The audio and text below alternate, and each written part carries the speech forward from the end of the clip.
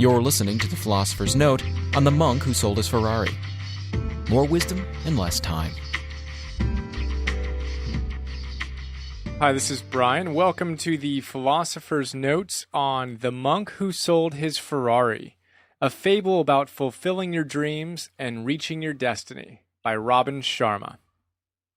We'll start with a quote from Robin. He says, quote, "From tonight onwards, take complete control of your life.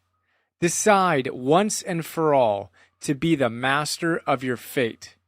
Run your own race, discover your calling, and you will start to experience the ecstasy of an inspired life." Again, that's Robin Sharma from The Monk Who Sold His Ferrari. So Robin Sharma is one of the world's leading leadership experts, right up there with Jack Welch and Tom Peters. In fact, he was recently recognized as the #2 leadership guru in the world.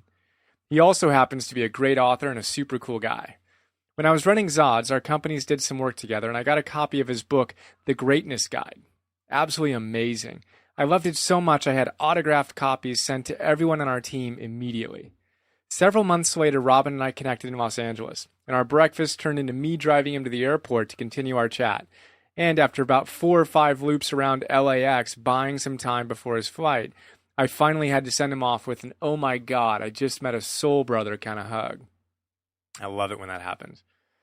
In this note, we're going to take a quick look at another one of his great books, The Monk Who Sold His Ferrari, which might just be the best title ever. It's a great, quick-reading fable that lives up to its subtitle of being about, quote, fulfilling your dreams and reaching your destiny. I like to say about this book, think The Alchemist with yogi attorneys rather than a shepherd.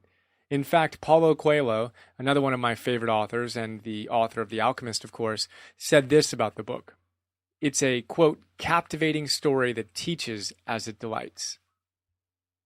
The book is packed with big ideas, and in this note, I'll only be able to profile a handful of my favorites, so if it's resonating with you, I highly recommend you pick it up and enjoy it as an inspiring, life-changing weekend read.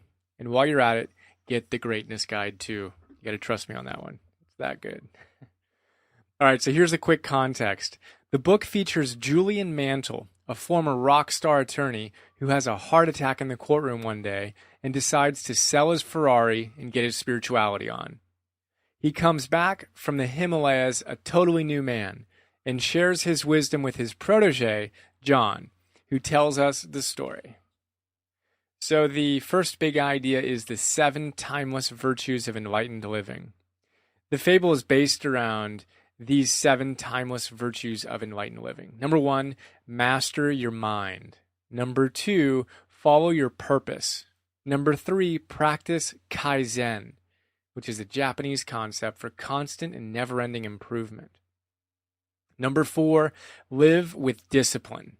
Number 5, respect your time. Number 6, selflessly serve others. Number 7, embrace the present. So each of the chapters articulates big ideas from each of those 7 principles. We're going to jump around and just pick out my favorite big ideas, starting with invest in yourself. Quote, 672 hours of inner work to profoundly improve every waking moment of the rest of your life is quite a bargain, don't you think?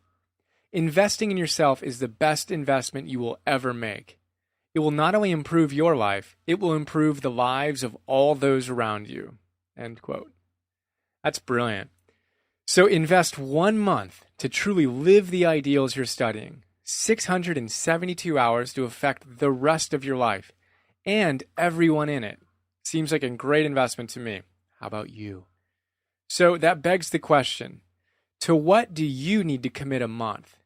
Is it getting up early? Making time for your kids? Making time for yourself in the morning? A meditation practice? Working out? Or maybe all of the above? Now, you might be saying something along the lines of, where will I find the 15 to 30 minutes for meditation, the 30 to 60 minutes for exercise, the time for journaling, for scheduling my priorities into my days? Robin likes to say that suggesting you're too busy to slow down and invest in yourself is kind of like saying you're too busy driving to stop for gas. It makes no sense. Of course, your car needs to be refilled with gas. and you need to refill your soul with mojo. So commit to living your ideals. Just 1 month and rock it. All right, the next big idea is blueprinting, one of my favorites. Robin says, quote, "All I'm saying is that to liberate the potential of your mind, body, and soul, you must first expand your imagination. You see, things are always created twice. First in the workshop of the mind, and then, and only then, in reality. I call this process blueprinting, because anything you create in your outer world began as a simple blueprint in your inner world." End quote. Blueprinting. I absolutely love that. Reminds me of Stephen Covey's habit number 2, begin with the end in mind, from his great book, The 7 Habits of Highly Effective People. If you haven't read that, check it out. If you haven't checked out the notes, check those out. As Sharma says, everything is created twice. First in your mind, then in your reality. Think about it. That place you live in? Check. The computer you downloaded this on? The glass you drink your water from? And the toilet you pee in? Check, check, check. The challenge is that too often we spend all of our energy thinking about things we don't want, and then we spend all the spare time thinking about and blueprinting our vacation so we can escape the stress. Imagine gaining control of your mind, developing your imagination and ability to envision your ideal life, and blueprinting that into your consciousness, then into your journal, and then into your life. And then, of course, do it for at least a month, please. The next big idea is the secret of happiness. Quote, "All right, the secret of happiness is simple. Find out what you truly love to do and then direct all of your energy towards it." End quote. All right, so we're going to get right to the point on this one. What do you truly love? I have that in all caps in the note. What do you truly love? And what % of your energy are you putting towards it? So in the note, I have a little underlining section here where you can write in your answers to the questions I truly love. If you're listening to this while running or driving or whatever, pause for a moment and think about what you truly love. And if you need to press pause and think about that. What do you truly love? All right. And how much of your time do you dedicate to doing what you truly love to do? Think about that. Is it 10%? Is it 100%? Is it 50%? What is it? All right. How's that looking for you? Do you know what you love to do? If you do know what you love, how much of your energy are you investing in it? You need to take more risks and give yourself more fully to the world? What can you start doing now to invest more energy where it needs to go? Remember Goethe, the great German philosopher who advised us, things which matter most must never be at the mercy of things that matter least. You can see my notes on the 80-20 principle for a full chat on that. What about Abraham Maslow? You can see the notes on his motivation and personality as well. He says, what you can be, you must be. And he also says, if you deliberately plan on being less than you are capable of being, then I warn you that you'll be unhappy for the rest of your life. Pretty powerful stuff. All right, so what about if you don't know what you love? Well, then discovering it is your primary job. Figure it out. Passionately and joyfully seek to discover your highest calling. Read, journal, meditate, contemplate, discuss ideas, take a sabbatical. Whatever you need to do, know thyself. Know who you are, what you love, what you're here to do. And of course, do it. All right, I have a little parenthetical here in the note. I say, by the way, if you like these notes, read them and actually do all of the exercises in them. So when you read them, if you read them, stop and write down your answers to the questions I ask. If you're listening to these, press pause and actually do the exercise in your mind, and ideally do them in your journal when you get back home or in front of a computer or whatever you use to document your thought processes. Right? If you do that, if you do all these exercises and all these notes, I guarantee you that by the time you're done, you'll be more on purpose and more excited about your life by a factor of 10 than you've ever been before. Right? And if you're digging Robin Sharma, get his books, check out his website. That's robinsharma.com. Read all his blogs. He's got some awesome ones. And just go off. As Joseph Campbell says, quoting Ramakrishna, do not seek illumination unless you seek it as a man whose hair is on fire seeks a pond. This whole process requires a certain level of intensity if you want to create your ideal life. You got to snap out of the fog and really seek to push your light forward. Anyway, back to the note. So what will happen when you put all your energy into that which you love? Robin says, quote, "You will wake up every morning with a limitless reservoir of energy and enthusiasm. All your thoughts will be focused on your definite objective. You won't have time to waste time. Valuable mental power will, therefore, not be wasted on trifling thoughts. You will automatically erase the worry habit and become far more effective and productive. Interestingly, you will also have a deep sense of inner harmony, as if you are somehow being guided to realize your mission. It is a wonderful feeling." End quote. I can agree with that, and I'm sure you can attest as well that you felt the most alive when you woke up with a clear purpose. So get on that, pretty please. Here's another great big idea. This one's rise with the sun. Here's a little dialogue between Julian and John. Julian, the guru, says, "Do you know why most people sleep so much?" John replies, "Why?" Julian says, "Because they really don't have anything else to do.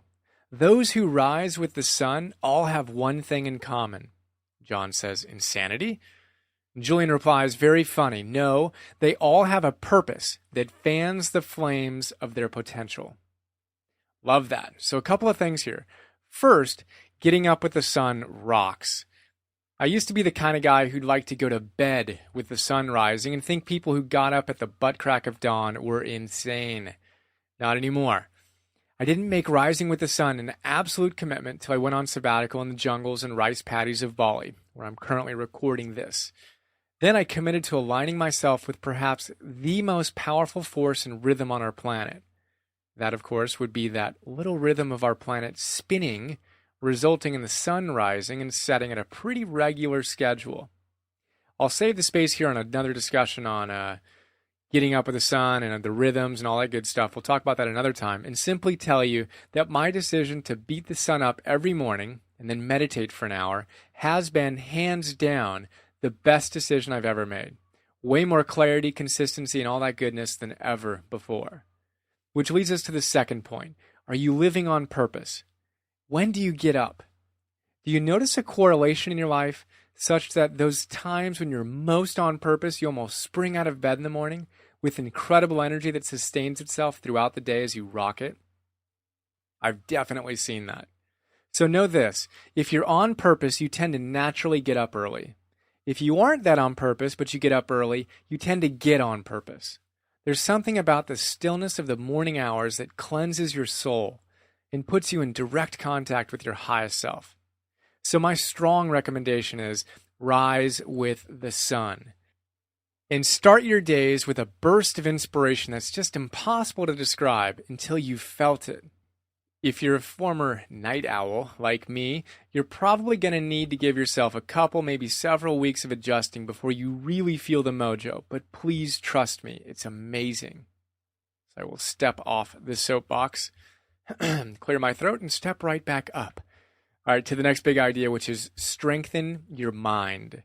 Quote, "Weak minds lead to weak actions. A strong, disciplined mind, which anyone can cultivate through daily practice, can achieve miracles. If you want to live life to the fullest, care for your thoughts as you would your most prized possessions. Work hard to remove all inner turbulence. The rewards will be abundant." End quote. Reminds me of James Allen's brilliant essay, As a Man Thinketh. You can see the notes on that one, where he says, quote, "As the physically weak man can make himself strong by careful and patient training, so the man of weak thoughts can make them strong by exercising himself in right thinking." So how's your mind? Is it strong or is it weak? Here's a quick test. Do you find yourself having the same negative thoughts again and again? If so, your mind is weak. Few things will give you a greater return than strengthening it, and few things will mire you in mediocrity and unhappiness than allowing your mind to stay weak. As the Buddha says, more than those who hate you, More than all your enemies, an undisciplined mind does greater harm. And Wayne Dyer tells us we should never let a negative sentence complete itself in our heads. Love that. So take your mind to the gym today and start removing the inner turbulence.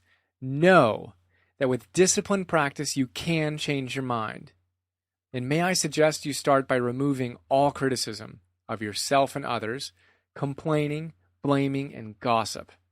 Commit to noticing the thoughts you have and, as Robin so brilliantly says, care for your thoughts as you would your most prized possessions. Work hard to remove all inner turbulence. The rewards will be abundant. And the next big idea is mantras. Free your mind. Quote, in Sanskrit, man means mind, and tra means freeing. So a mantra is a phrase which is designed to free the mind. They, mantras, are my faithful companions wherever I go. Whenever I'm on the bus, walking to the library, or watching the world go by in a park, I am constantly affirming all that is good in my world through mantras. End quote. So used as a tool for rewiring our consciousness for thousands of years, mantras, whether spoken silently in our heads or out loud, or written as affirmations on our mirrors or in our journals, are super powerful. What are your favorite mantras? Are you using them often? Some of mine, from Louise Hay, she says, I love and accept myself completely. I release all restrictions. I'm free to be me. I've said those hundreds, thousands of times. Deepak Chopra has a great series here. He says, quote, I am totally independent of the good or bad opinion of others. I am beneath no one. I fearlessly handle any and all challenges in my life. So there you go again. I am totally independent of the good or bad opinion of others. I am beneath no one. I fearlessly handle any and all challenges in my life. And the classically simple, thank you, thank you, thank you, thank you, thank you. Say those thousands of times and let me know how you're feeling. I've literally said each of those thousands of times. And as Robin said in the quote, when you're walking to the library or on the bus or driving to work or whatever you're doing, taking a shower, silently say these mantras to yourself. Affirm the good in your world. It's amazing what it does to dissolve the negative patterns you have in your consciousness. Robin says again, quote, written affirmations are also very effective, but I have found that repeating a mantra aloud has a wonderful effect on my spirit. When I need to feel motivated, I might repeat, I am inspired, disciplined, and energized, out loud 200 or 300 times. To maintain the sense of self-confidence I have cultivated, I repeat, I am strong, able, and calm. I even use mantras to keep me youthful and vital. End quote. Again, mantras rock. Use them as tools to free your mind. The next big idea is you're a genius. Quote, every single person on the planet is a genius. End quote. It gives me a huge smile, and it reminds me of Paulo Coelho's comment, I learned the most important lesson of my life, that the extraordinary is not the birthright of a chosen and privileged few, but of all people, even the humblest. That is my one certainty. We are all the manifestation of the divinity of God. End quote. So, my friend, I ask you, what is your higher purpose? What strengths are you blessed with and destined to give to the world? Which brings us to the next great big idea, greatness. It's your birthright. Quote, push yourself to do more and to experience more. Harness your energy to start expanding your dreams. Yes, expand your dreams. Don't accept a life of mediocrity when you hold such infinite potential within the fortress of your mind. Dare to tap into your greatness. It's your birthright. And Robin continues, act as if failure is impossible, and your success will be assured. Wipe out every thought of not achieving your objectives, whether they are material or spiritual. Be brave. Set no limits on the workings of your imagination. Never be a prisoner of your past. Become the architect of your future. You will never be the same. End quote. All I have to say there is what he said. All right, the final big idea here is your blip on the canvas. Julian says, quote, you will see your life for what it really is, a small blip on the canvas of eternity. and you will come to see clearly who you are and the ultimate purpose of your life. And John says, which is? Julian replies, to serve, of course. End quote. That's genius. Ultimately, the meaning of life is to joyfully shine our light and give our greatest strengths in the greatest service to the world, eh? So here's to creating a gorgeous little blip on the canvas of eternity, glowing with the radiance of honoring our ultimate purpose in life. That is the note. I will now share a little bit about Robin Sharma, the author of The Monk Who Sold His Ferrari, and then go through some of the quotes on the sidebar, and we will call it a note. So Robin Sharma is one of the world's most widely read authors. His books on leadership and personal development have been published in over 60 languages and have helped millions of people succeed. The founder of Sharma Leadership International Incorporated, a globally respected training firm used by organizations such as Microsoft, GE, IBM, FedEx, the Harvard Business School, Nike, and Yale University to help employees perform at their best. Robin holds 2 law degrees, including a Master's of Law. That's from robinsharma.com, where you can learn more, sign up for Robin's newsletter, read his blogs, watch his vlogs, and check out a lot of amazing stuff to learn how to lead without title. So let's go through some of these quotes on the sidebar. These are from Robin Sharma. Today is the day to seize the moment and live a life that soars. Today is the day to live from your imagination and harvest your dreams. He also says, meditate on what your true calling is and how you can give yourself to others. How about, we all have something that we are meant to do. Your genius will shine through and happiness will fill your life the instant you discover your higher purpose and then direct all your energies towards it. You are what you think about all day long. These are all from Robin. Understand once and for all that your mind has magnetic power to attract all that you desire into your life. If there is lack in your life, it is because there is lack in your thoughts. You have now learned that the mind is like a fertile garden, and for it to flourish, you must nurture it daily. Never let the weeds of impure thought and action take the garden of your mind. Stand guard at the gateway of your mind. Keep it healthy and strong. It will work miracles in your life if you will only let it. More from Robin. Remember, either you control your mind or your mind controls you. Fatigue dominates the lives of those who are living without direction and dreams. When you consistently direct your mind to live in the present, you will always have boundless energy, no matter what time the clock reflects.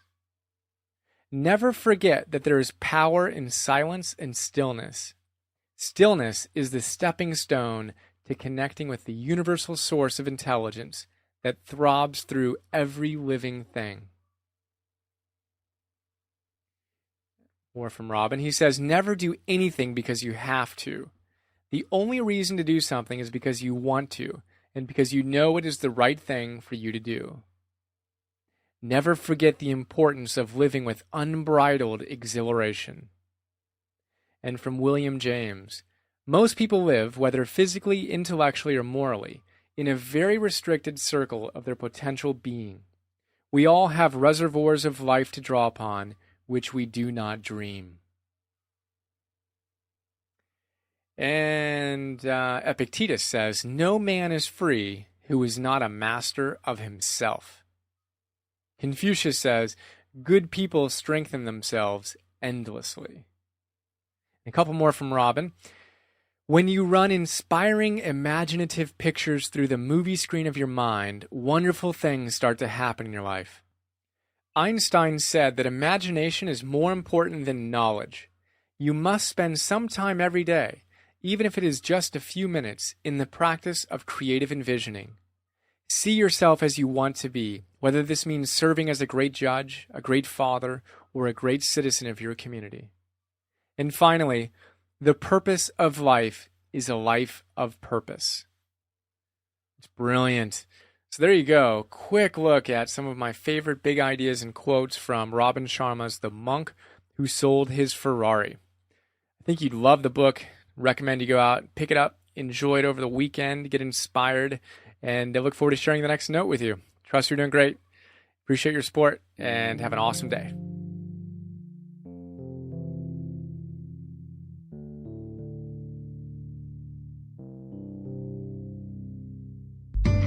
We hope you enjoyed this Philosopher's Note. Please go to www.philosophersnotes.com to download more.